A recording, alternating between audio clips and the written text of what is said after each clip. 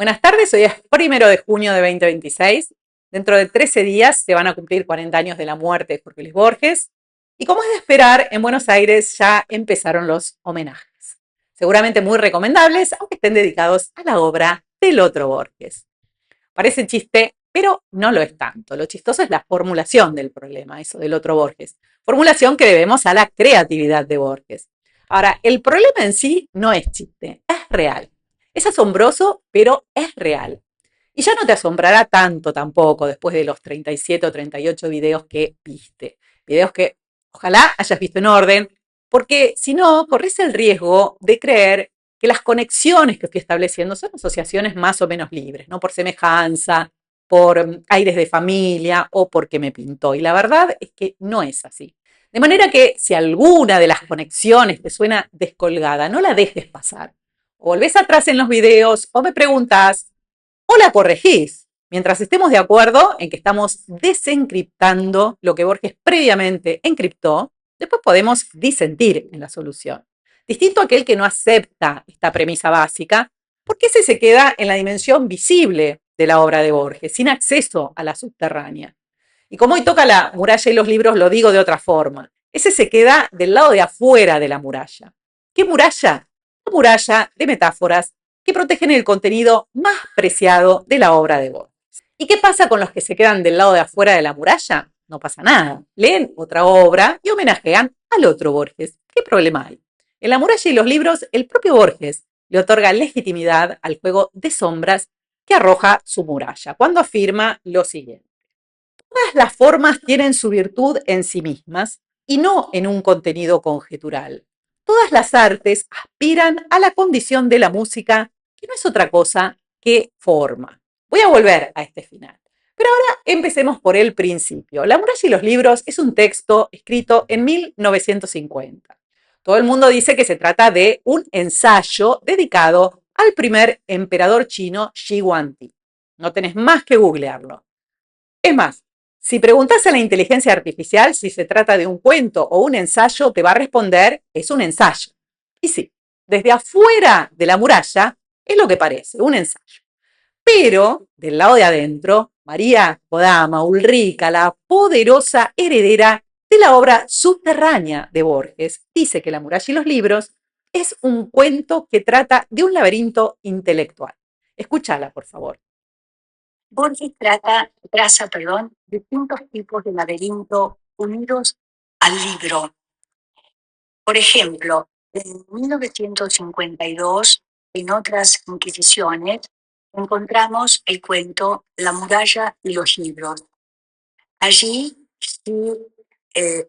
Hung Chi se recluye en un palacio figurativo que contaba con tantas habitaciones como hay días en el año. La muralla en el imperio y la orden de quemar los libros, el incendio en el tiempo, fueron barreras mágicas, según el emperador, destinadas a detener la muerte. Comentarios básicos que saltan a la vista de entrada. En primer lugar, María Kodama habla de cuento, no de ensayo. En segundo lugar, de todo el contenido del texto, rescata dos ideas. La idea de reclusión en un palacio figurativo con tantas habitaciones como días en el año y la idea de barrera mágica para detener la muerte, es decir, que rescata aquello que el emperador Shi Huangdi tiene en común con Asterión, que vivía recluido en una casa de muchas galerías y puertas que desorientaba a quien entraba, y rescata, María Kodama, la idea de barrera mágica para detener la muerte. Lo vimos en detalle en Las hojas del ciprés. Borges desde 1942, desde Artificios, escribía cuentos para que actuaran mágicamente y evitaran el descubrimiento de su obra subterránea. En un cuento hacía que Dios le concediera un milagro secreto, en otro el investigador que descubría la verdad se callaba por amistad, en otro la gente no notaba las puertas perdiéndose en el laberinto de la desconexión, todas barreras mágicas por su contenido, contenido que quiere ser un decreto, decir para que pase. Pero además, tomados en su conjunto, los cuentos buscan introducir al lector en un laberinto intelectual, el laberinto de la desconexión. El lector no acierta a conectar los fragmentos porque no los ve como fragmentos. Un cuento habla de una biblioteca, otro de un mago, otro de un jardín. Cada cuento se le presenta al lector como una singularidad acabada en sí misma, como una pieza autónoma. Y ese es el laberinto intelectual. Por eso María Kodama dice lo siguiente, escúchala. Este sería el emperador chino, un laberinto intelectual. Borges traza distintos tipos de laberintos.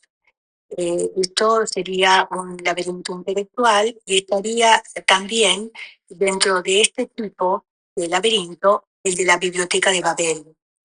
A ver, el emperador chino es el nuevo disfraz de Borges. El emperador chino histórico construyó una muralla, no un laberinto, menos que menos un laberinto intelectual. Podés visualizar la diferencia entre muralla y laberinto, ¿o no? Además, Borges no escribió la palabra laberinto ni una sola vez en La muralla y los libros, ni usó ningún sinónimo o perífrasis, ni comparó nunca la muralla de Shiguantí con un laberinto. O sea que María Kodama se pasó 3 pueblos con su comentario. Dijo demasiado. Como ella sabía que Shiguantí es un disfraz de Borges, y sabía que Asterión también es un disfraz de Borges, y como entendía que La casa de Asterión y La muralla y los libros son cuentos espejo que simbolizan la obra de Borges en términos muy parecidos, una casa con muchas galerías versus un palacio de muchas habitaciones, ella sacó la conclusión de que el emperador chino construyó un laberinto intelectual.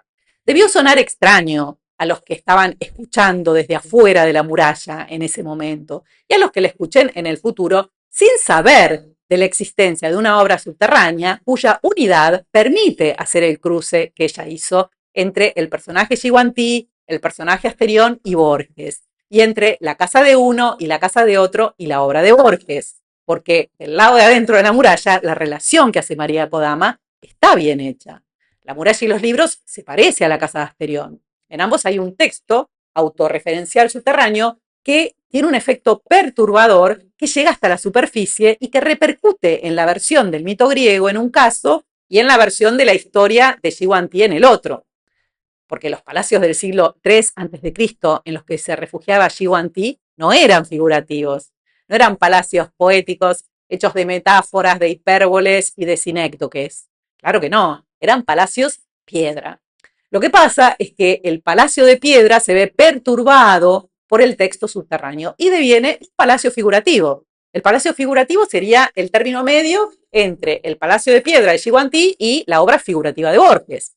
¿Se entiende? Lo que vas a notar en el texto es que estas perturbaciones van a ir en aumento y lo que aparentaba ser un ensayo se va a ir enrareciendo paulatinamente hasta mutar en un pseudo ensayo o en un cuento, ¿no? En un texto que se olvidó del Shiguantí histórico y se volvió completamente introspectivo.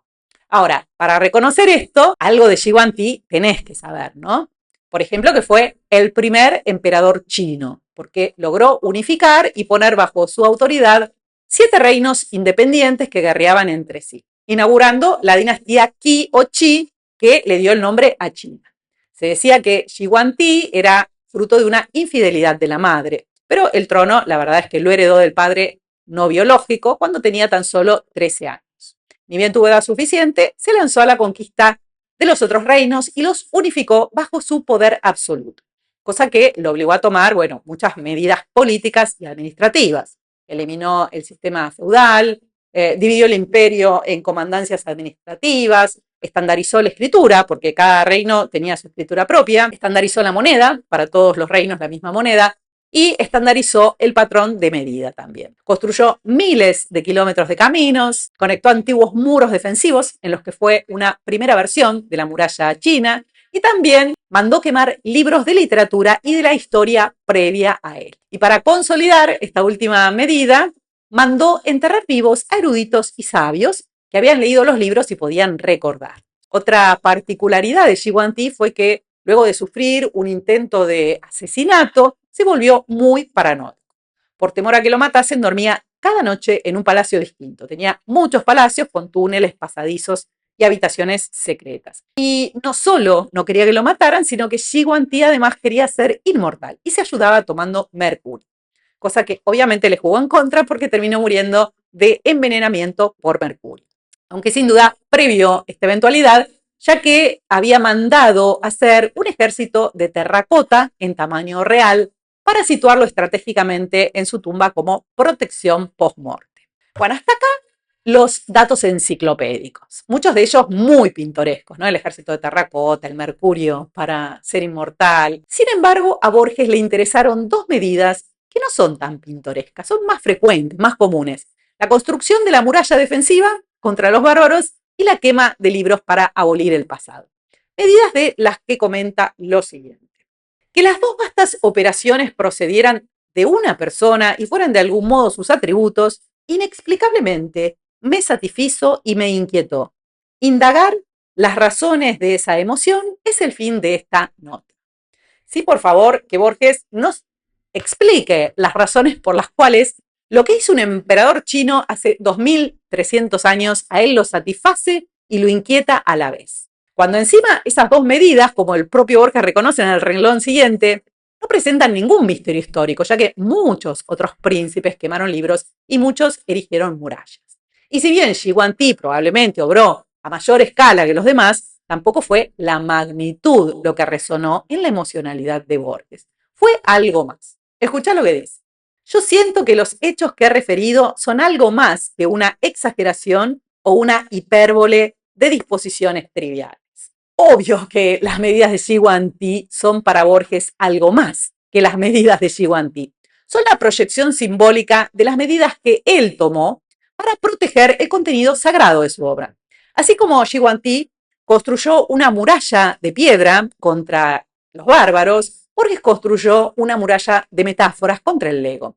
Y así como Shi Huangdi quemó los libros para abolir la relación con la historia pasada, Borges ocultó las fuentes gnósticas y herméticas que delataban el paradigma desde el cual escribió su obra y desde el cual hay que entenderla. Lo hizo para aislarse, para ser el primero, para proteger su obra subterránea, ¿no? Esto por el momento, hay más. Vas entendiendo por qué Borges siente satisfacción e inquietud ante las medidas de Shi Huangdi, porque le recuerdan las suyas, y son las suyas las que lo satisfacen y lo inquietan a la vez. Lo satisfacen porque gracias a ellas lo ocultado sigue oculto, pero también lo inquietan, porque no sabe hasta cuándo serán efectivas sus medidas. Shi Huangdi, como figura histórica, ya verás que a Borges no le importa mucho, ¿no? Solo le sirve para hablar encubiertamente de sí mismo. Y a nosotros nos sirve para descubrir a Borges. Borges se encubre en Shi Huangdi, nosotros lo descubrimos en Shi Huangdi. Entonces, preguntemos, ¿por qué Borges ocultó sus fuentes? ¿Por qué Pierre Menard quemaba los borradores al atardecer para que nadie pudiera resucitar las Troyas enterradas? ¿Por qué en Clonucaroris Tertius mencionaba a Hinton cuando estaba reproduciendo un argumento de Ouspensky? ¿Por qué en Las hojas del ciprés eligió el libro de Emerson por ser menos evidente? Bueno, la respuesta hay que buscarla en los motivos que llevaron a Shi Huangdi a quemar los libros, pero no en el detalle circunstancial ni tampoco en el dato histórico, sino en las frases que no le calcen tan bien al dato histórico, porque son esas las que calzan bien a Borges. Te leo un par. Quiso borrar los libros canónigos porque estos lo acusaban. Los ortodoxos no vieron otra cosa que una impiedad. Ahí tenés la respuesta, ¿no?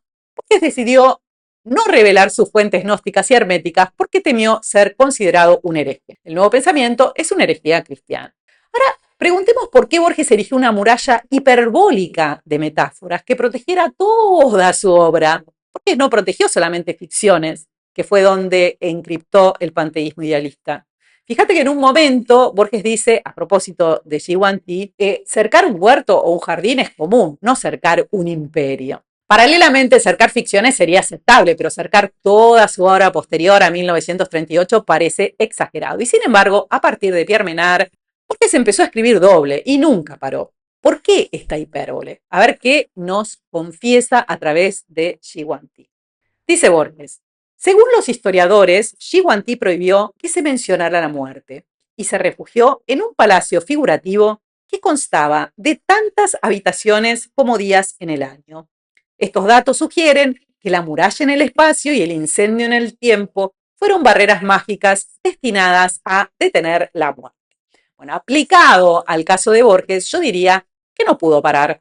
No pudo parar de agregarle habitaciones al palacio figurativo porque la muerte amenazaba, ¿no? Pendía sobre Borges la espada de Damocles del lector que advirtiera sus fuentes o que llegara con el hilo de Ariadna y leyera su obra subterránea. Tenía que seguir construyendo la muralla de metáforas indefinidamente y seguir decretando en sus cuentos lo que quería que sucediera o lo que no quería que sucediera. Y escucha lo que dice ahora.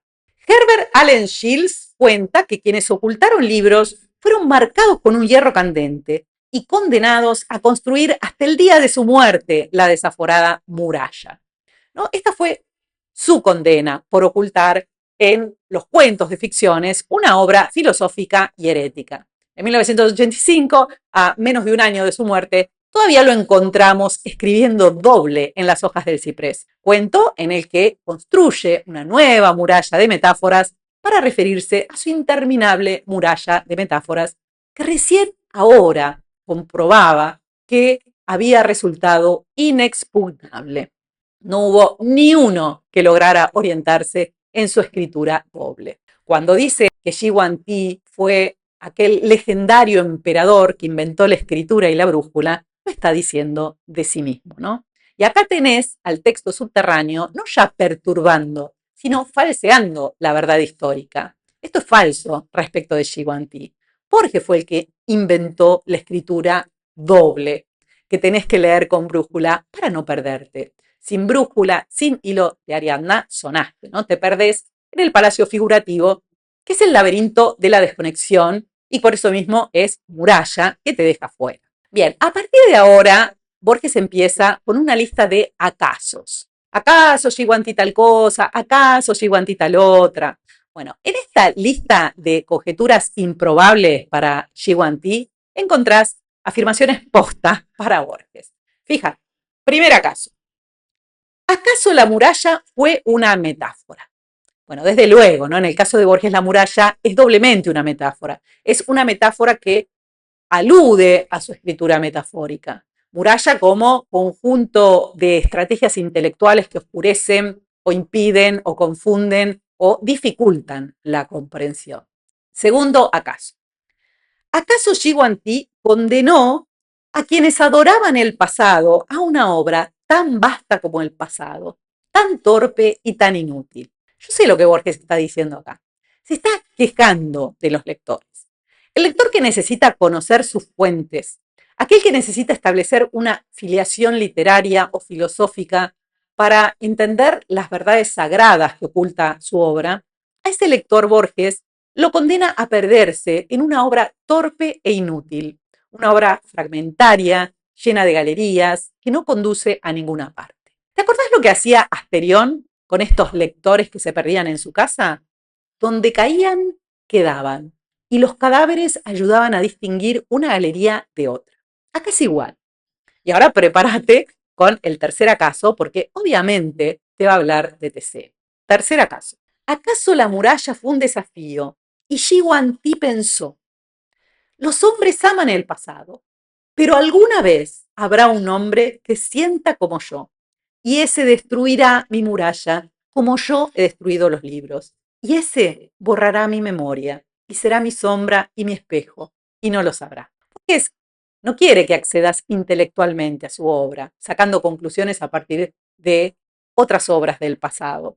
No quiere explicar nada tampoco, ¿no? Quiere que tu búsqueda activa, tu sensibilidad actual, presente, te conduzca del otro lado de la muralla y lo encuentres a él. Acá resuenan no solo las palabras, sino también el tono de Asterión, ¿no? Profetizando a Teseo. Porque sé que vive mi Redentor y al fin se levantará del polvo. Si mi oído alcanzara todos los rumores del mundo, yo percibiría sus pasos. Bueno, son párrafos paralelos, son cuentos paralelos, porque es completamente solo y aislado, añorando una sensibilidad parecida a la suya, una ingenuidad parecida a la suya, que lo encuentre. En este sentido, la muralla era un desafío. ¿Existiría alguien así? Bueno, faltaban apenas 3 años para que se chocara en la calle con una adolescente de 16 años llamada María Kodama, que a los 8 había sentido el cimbronazo de las ruinas circulares. Escúchala. Bueno, y después, digamos, como segunda posibilidad, algo muy interesante, es decir, había una revista, en mi casa que seguramente era suyo, no recuerdo, como la revista, la abro y veo algo que dice: nadie lo vio desembarcar en la unánime noche. Yo dije: ¿qué es esto? Lo leí de principio a fin, no entendí nada, pero hasta el día de hoy sigue siendo mi cuento preferido. Y por ese cuento, por casualidad, pude comprar yo la fundación que está al lado de la casa donde Borges escribió ese cuento. ¿Podrías extender esta historia?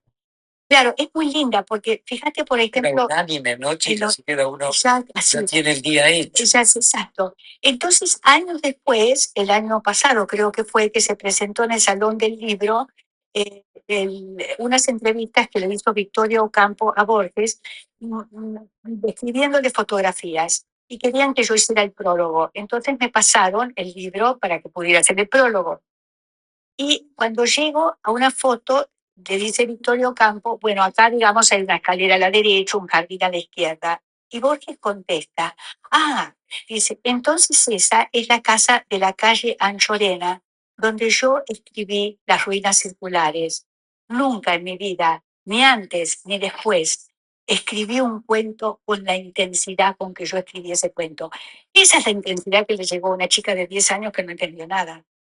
Es como la música, cuando algo, viste, es que te llega, te conmueve, te transforma, aunque vos no entiendas música, ¿entendés? Aunque vos no sepas solfeo, teoría, etcétera.